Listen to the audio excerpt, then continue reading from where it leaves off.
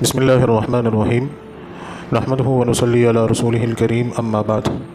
فقد قال الله سبحانه وتعالى في القرآن المجيد والفرقان الحميد فأعوذ بالله من الشيطان الرجيم بسم الله الرحمن الرحيم وما أرسلناك إلا رحمة للعالمين صدق الله العظيم سبحان ربك رب العزة عما يصفون وسلام على المرسلين والحمد لله رب العالمين اللهم صل على سيدنا محمد وعلى آل سيدنا محمد وبارك وسلم۔ عزیزان گرامی قدر، واجب الاحترام بزرگوں اور میرے دینی اور ایمانی بھائیوں، السلام علیکم ورحمۃ اللہ وبرکاتہ۔ میرے عزیزوں اور بزرگوں، اللہ رب العزت نے اپنے محبوب نبی کریم صلی اللہ علیہ وسلم کو اس روح زمین پر پوری انسانیت کے لیے ایک بہترین آئیڈیل اور ایک بہترین نمونہ بنایا، اور انسانوں کو اس بات کا پابند بنایا کہ رسول اکرم صلی اللہ علیہ وسلم کی ذات مبارک کو آئیڈیل بنا کر زندگی گزارو۔ تو چنانچہ نبی کریم صلی اللہ علیہ وسلم کی زندگی پوری انسانیت کے لیے آسان کر دی گئی اور عام کر دی گئی۔ آپ کی زندگی کا ایک ایک لمحہ، ایک ایک گوشہ، ایک ایک پل پوری انسانیت کے سامنے اللہ کے ایک بڑے زبردست نظام کے تحت پہنچا دیا گیا، اور اللہ سبحانہ و تعالیٰ نے نبی کریم صلی اللہ علیہ وسلم کے طریقوں میں پوری انسانیت کے لیے خیر اور بھلائی رکھ دی، اور نبی کریم صلی اللہ علیہ وسلم کی ذات اقدس کو تمام جہانوں کے لیے اللہ نے رحمت بنا دیا۔ قرآن میں فرمایا وما ارسلناک الا رحمۃ للعالمین، کہ صرف انسانوں کے لیے ہی نہیں بلکہ تمام عالموں کے لیے، اس کائنات کے ایک ایک وجود کے لیے نبی کریم صلی اللہ علیہ وسلم کی ذات رحمت ہے، اور اس کے بغیر کوئی سروکار نہیں۔ بس چنانچہ جو اپنی زندگی میں حضور کریم صلی اللہ علیہ وسلم کے طریقوں کو جس حد تک داخل کرے گا وہ اس حد تک کامیاب رہے گا، اور من جملہ پورے سماج میں، پوری انسانیت میں آپ کے طریقے خیر کو وجود بخشیں گے۔ آپ صلی اللہ علیہ وسلم کی بہت ساری خوبیاں ہیں، بہت سارے اوصاف ہیں، بہت سارے کمالات ہیں کہ جن کو اللہ نے قرآن میں بیان کیا، اور اگر یوں کہا جائے کہ قرآن سے پہلے نازل ہونے والی آسمانی کتابوں میں بھی بیان کیا۔ یہ بھی نبی کریم صلی اللہ علیہ وسلم کی ایک شان ہے کہ جو کتاب آپ کو دی جا رہی ہے قرآن مجید، اس کتاب میں تو آپ کی خوبیاں اور آپ کے اوصاف ہیں ہی، لیکن اس کتاب سے پہلے جو کتابیں انبیاء علیہ السلام کو ملی ان میں بھی آپ کی صفات بیان ہوئی، ان میں بھی آپ کے کمالات بیان ہوئے۔ یہ نبی کریم صلی اللہ علیہ وسلم کی ایک بڑی انوکھی شان ہے۔ اگر کوئی حضور کریم صلی اللہ علیہ وسلم کے اوصاف، آپ کے کمالات پر غور کرے تو وہ یہ پائے گا کہ اس پوری کائنات میں شخصیات تو بہت بڑی بڑی آئیں، ان کے اندر نمایاں کمالات بھی رہے، نمایاں خوبیاں بھی رہیں، لیکن وہ کسی ایک پہلو سے یا کسی ایک نقطے پہ بڑے کامیاب نظر آتے ہیں تو کسی دوسرے پہلو پہ وہ کمزور پڑ جاتے ہیں۔ کسی کے اندر کوئی ایک خوبی ہے لیکن ساتھ ہی کوئی ایک ایسی چیز پائی جا رہی ہے کہ جس کی بنیاد پر کہا جاتا ہے کہ یہاں بات گڑبڑ ہوگی۔ تو اس اعتبار سے تو بہت سارے لوگ آئے، لیکن نبی کریم صلی اللہ علیہ وسلم کی شان یہ ہے کہ آپ صلی اللہ علیہ وسلم کی ذات کامل، پوری کی پوری مکمل، اول تا آخر ہر چیز کمال درجے کی۔ اس پر چاہنے والے تو غور کرتے ہی ہیں، لیکن جو لوگ نہیں چاہتے ہیں، جو لوگ عداوت رکھتے ہیں یا جن کے دل کے اندر حسد یا بغض ہے، ان لوگوں نے بھی نبی کریم صلی اللہ علیہ وسلم کی ذات، آپ کی شخصیت کو ٹٹولا اس اعتبار سے کہ کہیں ہمیں کوئی کمی نظر آئے، لیکن انہوں نے اپنی پوری زندگیاں لگا دیں، اپنی پوری صلاحیتیں جھونک دیں۔ آخر کار وہ اس بات کے کہنے پر مجبور ہو گئے، یا انہیں یہ بات اپنے قلم سے لکھنی پڑی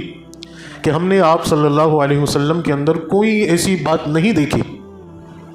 کہ جو بات یہ بات ثابت کر سکتی ہے کہ آپ کے اندر یہ کمی۔ اللہ نے آپ کو ایسا اکمل بنایا، ایسا کمال کا بنایا، اور ہم سب کے لیے بہترین آئیڈیل بنایا۔ اب بس ضرورت اس بات کی ہے کہ ہم نبی پاک صلی اللہ علیہ وسلم کی ذات کو، آپ کی شخصیت کو سامنے رکھ کر اس دنیا کی زندگی کو گزاریں، ہر پہلو پر غور کریں، ہر صفت پر غور کریں۔ آپ صلی اللہ علیہ وسلم کی ذات اقدس صرف ہمارے لیے درود و سلام پڑھنے کے لیے ہی نہیں ہے، ہاں یہ آپ کا حق ہے، ہم پر، ہر امتی پر حق ہے کہ وہ نبی کریم صلی اللہ علیہ وسلم پر کثرت سے درود و سلام پڑھیں۔ اسی کے ساتھ ساتھ ایک بڑا حق یہ بھی ہے کہ وہ آپ صلی اللہ علیہ وسلم کی سیرت کو اپنائیں، آپ کی زندگی کو اپنائیں، آپ کی جو صفات ہیں ان صفتوں کو محنت کر کے اپنے اندر اتارنے کی کوشش کریں۔ یہ پلان کرے کہ یہ میرے نبی ہیں اور یہ ان کا طریقہ کار ہے، یہ میرے نبی کی سنتیں ہیں، یہ میرے نبی کا انداز ہے، یہ میرے نبی کے اوصاف ہیں، یہ میرے اندر آنے چاہیے۔ تو ایک سلسلہ ہم نے شروع کیا ہے نبی کریم صلی اللہ علیہ وسلم کی صفات کا، کہ ان صفتوں کو بیان کریں جس کے ذریعے سے ان باتوں کو سن کر ہم ان چیزوں کو اپنی زندگی میں عمل میں لائیں۔ تو آئیے نبی کریم صلی اللہ علیہ وسلم کی ایک بہت ہی نمایاں اور ایک بہت ہی زبردست صفت، بہت بڑی خوبی اور بہت بڑا کمال جو آپ صلی اللہ علیہ وسلم کی شخصیت کے اندر نمایاں طور پہ نظر آتا ہے، بس اس غرض سے کہ اللہ تبارک و تعالیٰ اس صفت کا، اس خوبی کا کچھ اثر ہماری زندگیوں میں ڈالے، اور اگر وہ چیز ہمارے اندر آ جاتی ہے تو یہ ہماری زندگی آسان ہو جائے گی، ہمارے لیے بھی اور ہم سے جڑے ہوئے تمام لوگوں کے لیے بھی۔ اور وہ ہے آپ صلی اللہ علیہ وسلم کا حلم اور آپ کی برداشت، آپ کا صبر اور تحمل، آپ کی شفقت اور آپ کی مہربانی۔ کہتے ہیں کہ اپنوں کے ساتھ تو نرمی کا معاملہ، شفقت کا معاملہ ہر کوئی کرتا ہے، یہ تو انسان ہونے کی ایک علامت ہے ہی کہ انسان کے اوپر جو احسان کرتا ہے، انسان اپنے اوپر کیے جانے والے اس احسان کو یاد رکھتا ہے اور احسان کرنے والے سے راضی رہتا ہے۔ لیکن اب فرق یہاں پر ہوتا ہے، پتہ یہاں چلتا ہے کہ جس نے زیادتی کی ہے، یا جس نے ستایا ہے، یا جس نے ظلم کیا ہے، یا جس نے دشمنی پال رکھی ہے، اس کے ساتھ کیا رویہ اور کیا سلوک ہونا چاہیے۔ عام طور پر یہاں اس معاملے میں آ کر ہم سب پھنس جاتے ہیں، اور دین اس چیز کا نام ہے کہ ہماری زندگی 100% نبی کریم صلی اللہ علیہ وسلم کے لائے ہوئے دین پر آ جائے، آپ کے طریقوں پہ آ جائے۔ یہاں آ کر ہم سب پھنس جاتے ہیں، ظاہری طور پر نمازوں کی پابندی بھی ہو جاتی ہے، روزوں کا اہتمام بھی ہو جاتا ہے، اور زکوٰۃ اور صدقات کا اہتمام بھی ہو جاتا ہے، لیکن جہاں معاملہ آتا ہے سلوک کا، برتاؤ کا، رویے کا، وہاں آ کر ہم سب پھنس جاتے ہیں۔ ایک چہرہ تو یہ ہوتا ہے کہ جو اچھا کرتا ہے اس کے ساتھ اچھا سلوک، اس کے ساتھ احسان، لیکن جہاں کسی نے ذرا سا غلط کیا، جہاں کسی نے کوئی کڑوی بات سنا دی، جہاں کسی نے کچھ دو بات کہہ دی، پھر وہاں اچھے لوگوں کا مزاج بدل جاتا ہے، رویہ بدل جاتا ہے، اور پھر وہ سب کر گزرتے ہیں کہ جو نہیں کرنا چاہیے، جو نہیں ہونا چاہیے، چاہے یہ معاملہ اپنے دوستوں کے ساتھ ہو، یا اپنے رشتہ داروں کے ساتھ ہو، چاہے اپنے پڑوسیوں کے ساتھ ہو، چاہے اپنے خود کے گھر والوں کے ساتھ ہو۔ یہاں پر پتہ چلتا ہے کہ ایمان کا کیا معیار ہے، اسلام کس حد تک زندگی میں ہے۔ اور ایسے موقع پر بھی نبی کریم صلی اللہ علیہ وسلم نے ہمارے سامنے ایک بہترین مثال قائم کی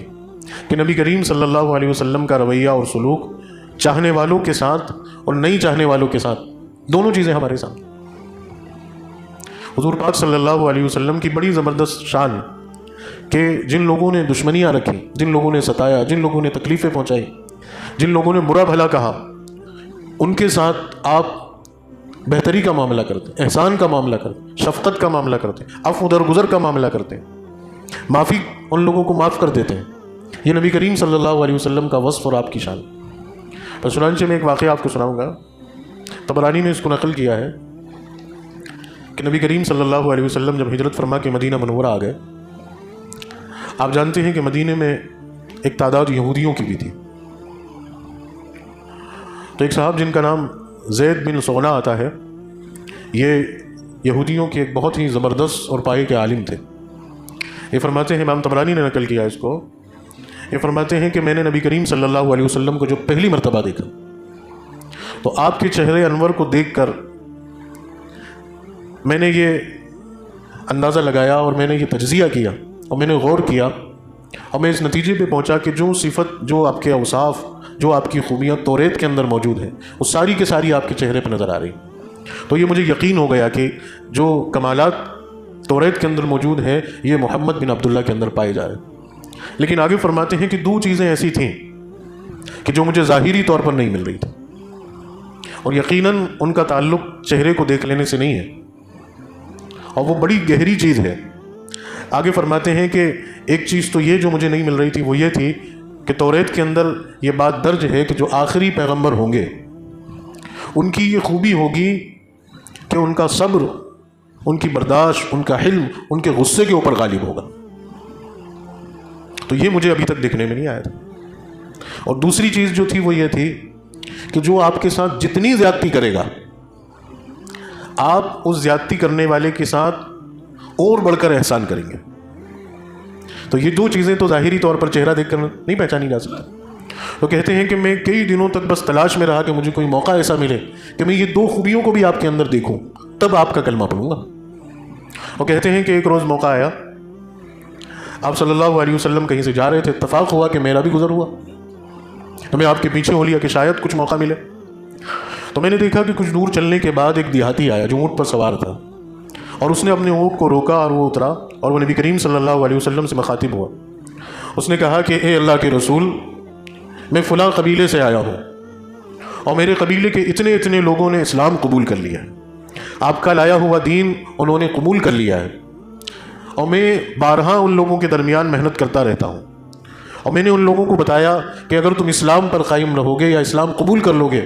تو اللہ تعالیٰ خیر و برکت کے خزانے تمہارے اوپر کھول دے گا. لیکن اب ہو یہ رہا ہے کہ بارش نہیں ہونے کی وجہ سے قحط پڑ گیا اور زبردست بھکمری کے دن گزر رہے ہیں.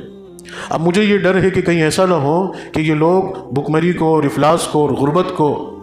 اور قحط کو دیکھ کر پھر اسلام سے نہ پھر جائیں. لہٰذا میں آپ سے گزارش کرتا ہوں کہ ہماری مدد کیجیے، ہمارے لیے کچھ بندوبست کیجیے تاکہ میں ان لوگوں کو کچھ لے جا کر دے دوں. تو نبی کریم صلی اللہ علیہ وسلم نے اس کی بات سنی،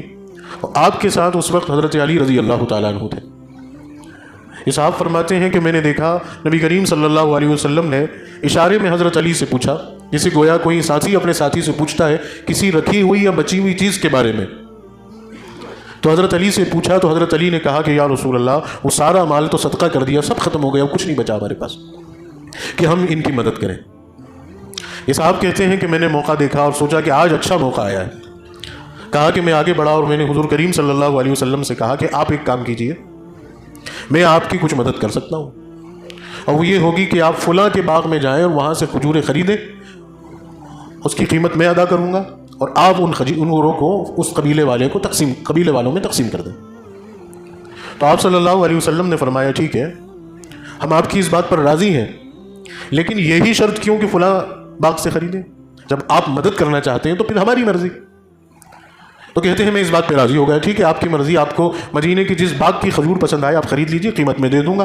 اور آپ اور ہم طے کر لیتے ہیں کہ آپ کتنے دنوں میں میری یہ رقم لوٹا دیں گے، چاہے کھجور لوٹا دیں چاہے پیسے لوٹا دیں. تو فرماتے ہیں کہ حضور کریم صلی اللہ علیہ وسلم اور ہمارے درمیان ایک معاہدہ ہو گیا. آپ نے اس باغ کی کھجوریں لی، میں نے قیمت ادا کر دی، اور ان صاحب کو کھجوریں دے کر آپ نے روانہ کر دیا کہ جاؤ اپنے قبیلے میں بانٹ دینا، سب کو دے دیں. اب کچھ دن گزر گئے. وہ کہا کہ میں تو موقع کی تلاش میں تھا. یہ مدت پوری ہونے سے 2-4 روز پہلے ہی میں نے دیکھا کہ آپ ایک بستی میں کسی کے جنازے میں آئے ہیں. آپ نے نماز جنازہ پڑھائی، اور نماز جنازہ پڑھانے کے بعد آپ ایک دیوار کے سائے میں تشریف فرما ہوئے، اور میں آیا اور میں نے بغیر کچھ کہے رسول اللہ صلی اللہ علیہ وسلم کی چادر اور آپ کی گریبان کو پکڑ لیا، اور بہت سختی کے ساتھ غصے میں آ کر میں نے کہا کہ محمد بن عبداللہ، تمہیں اپنا وعدہ یاد نہیں؟ اور میں نے جو رقم تمہیں دی تھی تم نے آج تک نہیں لوٹائی. حالانکہ کہتے ہیں کہ مجھے پتا تھا کہ ابھی 4 دن باقی ہیں، اور میں نے آپ کے خاندان تک کو کوسا اور کہا کہ مجھے پتا تھا کہ عبد المطلب کے گھرانے والے ایسے ہی ہوتے ہیں. تو آپ کے اوپر میں غضبناک ہو کے برس پڑا. اور کہتے ہیں کہ اس وقت اللہ کے رسول کے ساتھ میں حضرت ابو بکر بھی تھے، حضرت عثمان بھی تھے، حضرت عمر بھی تھے، یہ حضرات بھی آپ کے پاس میں بیٹھے ہوئے تھے. تو جب میں نے حضور کا گریبان پکڑا اور میں یہ بات کہہ رہا تھا تو بار بار میں کنکھیوں سے حضرت عمر کو دیکھ رہا تھا کہ یہ تو بڑے غصے کے مالک ہیں، کہ ایسا نہ ہو کہ یہ مجھے میری گردن پہ تلوار مار دے. لیکن بہرحال میں اپنی ساری بات کہہ چکا اور پورا غصہ اتار چکا. اور پھر اس کے بعد حضرت عمر کھڑے ہوئے اور مجھے للکارا اور کہا کہ تیری ہمت کیسے ہوئی کہ تو نے حضور کریم صلی اللہ علیہ وسلم پہ یہ بہتان مانا کہ آپ نے وعدہ خلافی کی، اور تو ہوتا کون ہے یہ بات کہنے والا؟ اور میں نہیں بتا سکتا. حضرت عمر کہہ رہے ہیں کہ میں نہیں کہہ سکتا کہ میری تلوار کو کس چیز نے روک رکھا ہے، ورنہ ایک لمحہ نہیں لگتا تیری گردن اتارنے میں. گویا کہ حضرت عمر اس پہ برس پڑے اور غصہ ہو گئے اور وہ خوف سے لرزنے لگا، ڈر گیا، وہ اکیلا آیا تھا. وہ صاحب کہتے ہیں کہ جب حضرت عمر خاموش ہوئے تو اللہ کے رسول صلی اللہ علیہ وسلم نے حضرت عمر کو ڈانٹا اور حضرت عمر سے کہا کہ عمر تم کون ہوتے ہو میرے اور اس کے درمیان میں بولنے والے؟ ہونا تو یہ چاہیے تھا کہ تم مجھے تلقین کرتے. یہ اللہ کے نبی علیہ السلام حضرت عمر کو کہہ رہے ہیں کہ تم مجھے تلقین کرتے اور مجھے یہ بات کہتے کہ آپ اپنا وعدہ پورا کیجیے. گویا کہ تم اس شخص پہ برس پڑے. اور آپ صلی اللہ علیہ وسلم نے کہا کہ عمر تم جاؤ اور اس کی جو رقم ہے یہ رقم پوری تم ادا کرو، اور ساتھ ہی تم نے اس کے اوپر جو غصہ کیا ہے، اپنی ناراضگی کا جو اظہار کیا ہے، اس کے عوض میں اتنا جرمانہ ادا کرو. تو حضرت عمر رضی اللہ تعالیٰ عنہ کھڑے ہوئے اور ان سے کہا کہ چلیے. وہ کہتے ہیں کہ میں راستے میں حضرت عمر سے بات کرتے ہوئے گیا، گھر پہنچا تو جو میری رقم تھی وہ ساری کی ساری حضرت عمر نے لوٹا دی اور اس کے اوپر جتنا نبی کریم صلی اللہ علیہ وسلم نے کہا تھا وہ بھی مجھے دے دیے. تو میں نے حضرت عمر سے کہا کہ آپ تو یہی بہت بڑی بات تھی کہ آپ نے قیمت ادا کر دی، لیکن آپ نے اضافی بھی دے دیا. تو حضرت عمر کہنے لگے کہ یہ رسول اللہ صلی اللہ علیہ وسلم کا حکم تھا، میرے لیے ماننا ضروری تھا، اس لیے میرے اوپر یہ بات لازم تھی کہ میں آپ کو وہ جرمانہ بھی دوں. اب وہ صاحب کہتے ہیں کہ عمر کیا تم مجھے جانتے ہو میں کون ہوں؟ تو حضرت عمر نے کہا کہ نہیں میں نہیں جانتا تم کون ہو. ابھی کہتے ہیں کہ میں نے بتایا کہ میں ایک یہودی ہوں اور میں یہودیت کا ایک بڑا عالم ہوں. تو حضرت عمر نے کہا کہ تمہیں یہ بات زیبا دی تھی کہ تم نے ایسی حرکت کی، حالانکہ تم اہل کتاب ہو، توریت کے عالم ہو، تمہاری شایان شان تو یہ بات نہیں تھی کہ تم رسول اللہ کے ساتھ یہ معاملہ کرتے. تو اس نے کہا کہ عمر سنو، میں نے یہ بات اس لیے کی تھی اور یہ سارا معاملہ اس لیے پیش آیا تھا کہ میں نے اپنی کتاب توریت کے اندر یہ بات لکھی ہوئی پائی تھی کہ آخری نبی جو ہوں گے ان کی صفت یہ ہوگی کہ ان کا صبر اور ان کی برداشت اور ان کا حلم ان کے غصے کے اوپر غالب ہوگا. تو میں نے آج نبی کریم صلی اللہ علیہ وسلم کے اندر وہ صفت دیکھی کہ ظاہراً میں نے آپ کا گریبان پکڑا لیکن آپ مجھ پہ ناراض نہیں ہوئے. اور یہ بھی بات میں نے دیکھ لی آج کہ میری کتاب توریت کے اندر یہ بات لکھی ہوئی تھی کہ جو آپ کے ساتھ جتنا برا سلوک کرے گا آپ اس کے ساتھ اس سے بڑھ کر احسان کریں گے. تو میں نے مہلت سے پہلے آپ کے سے قرضہ مانگ لیا اور بدتمیزی کی، آپ نے مجھے میرا قرضہ تو لوٹایا ہی اور بڑھ کے مجھے رقم دلانے کی بات کی اور کہا کہ عمر میں تمہیں گواہ بناتا ہوں اور میں محمد الرسول اللہ کا کلمہ پڑھتا ہوں اور میں مدینے کا کہ مالدار ترین لوگوں میں سے ایک ہوں اور میں اپنی ساری جائیداد کو اسلام کے لیے وقف کرتا ہوں، صدقہ کرتا ہوں. اور یہ آئے اور انہوں نے نبی کریم صلی اللہ علیہ وسلم کے سامنے حاضر ہو کر کلمہ پڑھی. تو یہ حضور پاک صلی اللہ علیہ وسلم کی صفت کہ آپ کے اندر اتنی برداشت تھی، اتنا صبر تھا، اتنا حلم تھا کہ اگر کوئی کچھ کہتا تھا آپ برداشت کر لیتے تھے. آپ اس سے جھگڑتے نہیں تھے، آپ اس کے اوپر غصہ نہیں کرتے تھے، آپ اس سے انتقام نہیں لیتے تھے، آپ اس کو برا بھلا نہیں کہتے تھے یا آپ اس سے بدلہ نہیں لیتے تھے. آپ اللہ کے لیے اسے معاف کر دیتے تھے اور اپنے دل کو آپ صاف رکھتے تھے اور آپ یہ کہہ کے آگے بڑھ جاتے تھے کہ میں نے تمہیں معاف کیا، اللہ بھی تمہیں معاف کرے. لیکن آج ہم اور آپ اپنی زندگیوں میں اس بات کو ٹٹولیں. کیا ہم اپنے پیارے نبی صلی اللہ علیہ وسلم کی اس صفت کو اپنے اندر پاتے ہیں؟ کیا ہمارے اندر یہ رسول اللہ صلی اللہ علیہ وسلم کی کمال درجے کی صفت پائی جاتی ہے؟ اس کے بالکل برخلاف معاملہ. اللہ میری بھی حفاظت فرمائے، آپ کی بھی حفاظت فرمائے. ہمارا معاملہ تو یہ ہے کہ جس نے ہمارے ساتھ اچھا کیا ہم اس کے ساتھ اچھے، اور جس نے ہمارے ساتھ ذرا سا برا کیا ہم اس برے سے بھی برے ثابت ہو جاتے. ہم پھر اس سے بڑھ کر اس سے سزا دینے کی، اس سے بدلہ لینے کی، اس سے جھگڑنے کی، اس سے نقصان پہنچانے کی ہم تدبیریں سوچتے رہتے. حالانکہ یہ بات حضور کریم صلی اللہ علیہ وسلم کو پسند نہیں ہے. آپ صلی اللہ علیہ وسلم کو پسند تو یہ ہے کہ معاف کر دیا جائے، برداشت کر لیا جائے، صبر کر لیا جائے. یہ بات اس لیے آپ نے سکھائی کہ یہ بات رشتوں کو مضبوط کر دیتی ہے، یہ بات زندگی کے اندر سکون ڈال دیتی ہے، یہ بات چہروں پر خوشی کی علامت بن کے ثابت ہوتی ہے، یہ بات خود اپنے لیے بھی اور دوسرے کے لیے بھی رحمت بن کر ثابت ہوتی ہے. اور آخر کار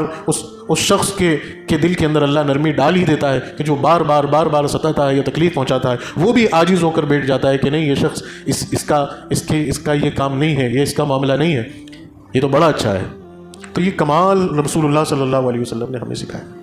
اور آگے آپ بڑھیے کہ آپ صلی اللہ علیہ وسلم کا معاملہ اپنے دشمنوں کے ساتھ کیسا تھا، آپ کا برتاؤ، آپ کا سلوک، آپ کے اخلاق اپنے دشمنوں کے ساتھ کیسے تھے. اس واقعے پر علماء نے لکھا ہے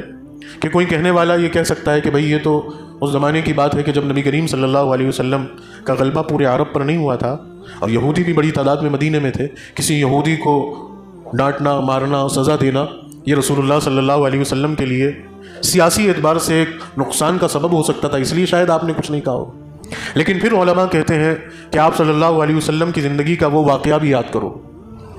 فتح مکہ کو یاد کرو کہ جو سن 8 ہجری میں واقع ہوئی، اور جس میں پورے عرب کے اوپر نبی کریم صلی اللہ علیہ وسلم کا کنٹرول، عرب کے تمام قبائل نے گھٹنے ٹیک دیے اور انہوں نے رسول اللہ صلی اللہ علیہ وسلم کی طاقت کے آگے اور آپ کی دعوت کے آگے سرنڈر کر دیا۔ پورے عرب میں آپ کے آگے کوئی سر اٹھانے والا باقی نہیں۔ بڑے بڑے قبائل اور ان کے سردار آپ کے سامنے آنے میں کپ کپانے لگے، اور اس زمانے میں فتح مکہ ہوا سن 8 ہجری میں، اور آپ صلی اللہ علیہ وسلم اپنے ساتھ اپنے 1.25 لاکھ جانثاروں کے ساتھ مدینہ منورہ سے چل کر مکۃ المکرمہ میں بیت اللہ کی فتح والے دن آپ مکہ مکرمہ میں آئے، اور آپ اللہ کے نام کو بلند کرتے ہوئے اور تکبیر پڑھتے ہوئے صحابہ کے ایک بڑے عزم غفیر کے ساتھ مکہ میں داخل ہو رہے ہیں، بڑی زبردست شان کے ساتھ۔ اب مکہ کے وہ لوگ جنہوں نے آپ سے دشمنی کی، یا جنہوں نے دشمنی کا بیڑا اٹھا رکھا تھا، یا جن کی زندگی کا مشغلہ یا کام ہی آپ کو ستانا رہ گیا تھا، وہ سارے لوگ کپ کپا رہے ہیں اور ڈر رہے ہیں، وہ خوف میں ہیں۔ کچھ تو بھاگ گئے مکہ چھوڑ کے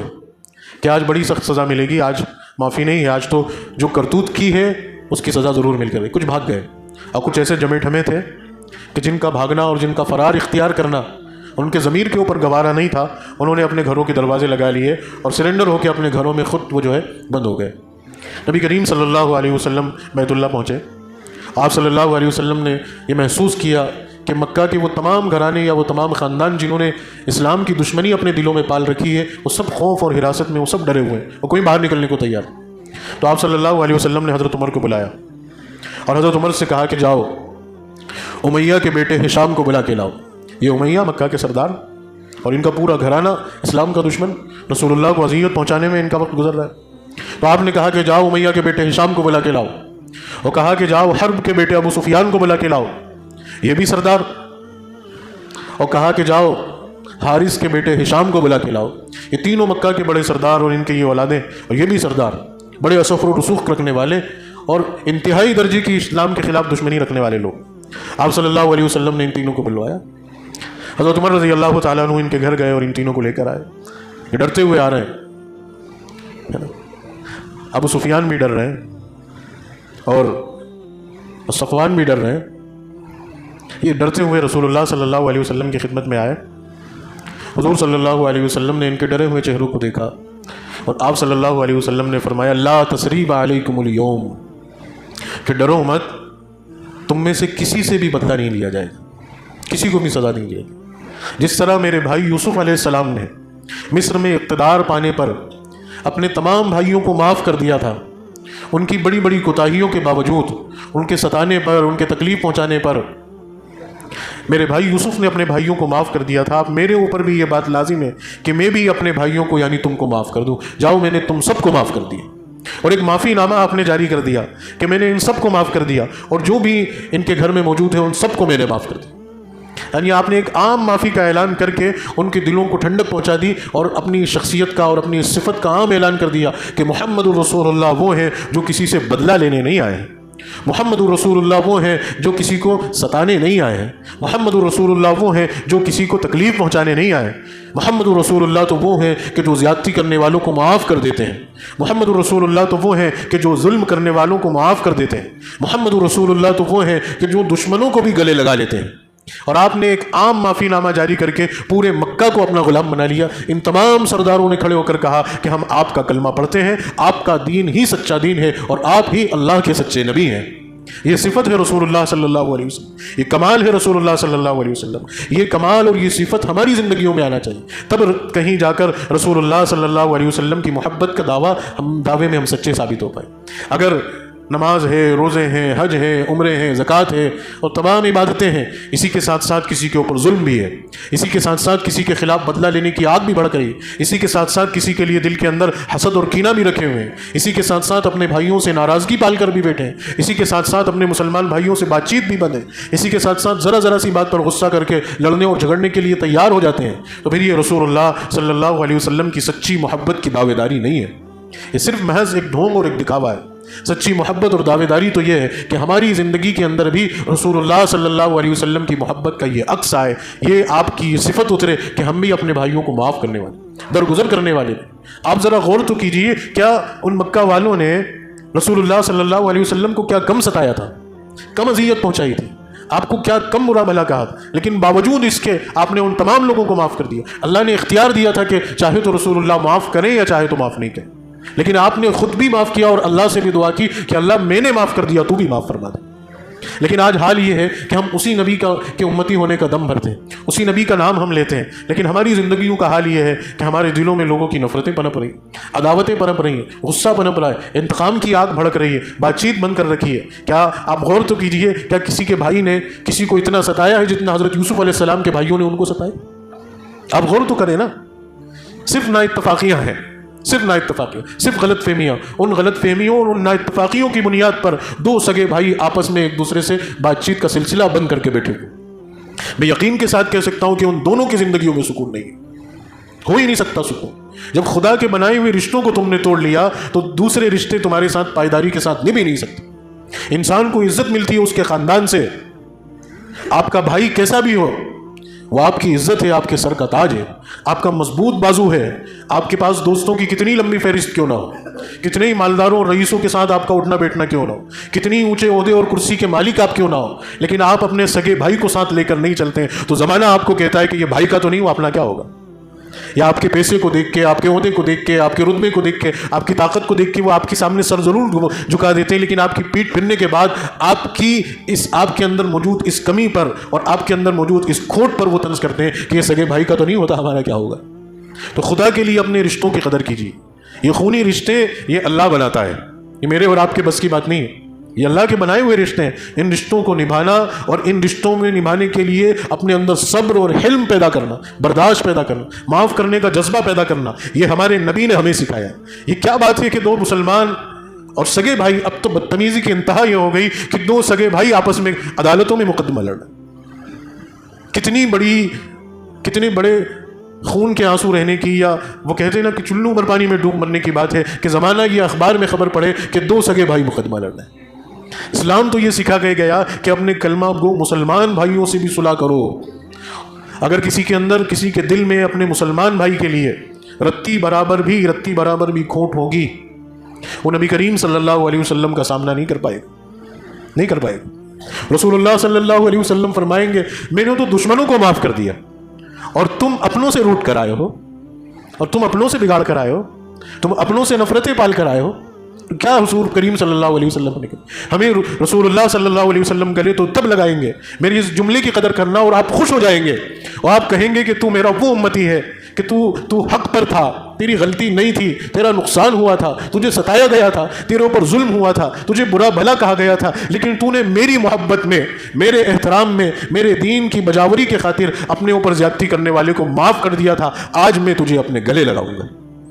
یہ خوشی، یہ شرف کس کو نہیں چاہیے؟ کون ہوگا کہ جو نہیں چاہیے؟ لیکن اس کی قیمت یہ کہ ہم معافی تلافی کر لیں، اب ادھر گزر کر لیں، لڑائی جھگڑوں کو ختم کر لیں، نفرتوں کو ختم کر لیں، بات چیت جو بند ہوئی ہو اس کو رواں دواں جاری اور ساری کر لیں، اور اپنے دل کو سکون پہنچا لیں، اپنی زندگی کو آسان کریں۔ یہ کمال ہے رسول اللہ صلی اللہ علیہ وسلم۔ اللہ سے دعا ہے کہ اللہ تعالیٰ یہ صفت اور یہ خوبی ہمارے اندر بھی پیدا فرمائے، اور نبی کریم صلی اللہ علیہ وسلم کی اس بہترین خوبی کو اپنانے کی ہم سب کو توفیق عنایت فرمائے۔ وآخر دعوانا الحمد للہ رب العالمین۔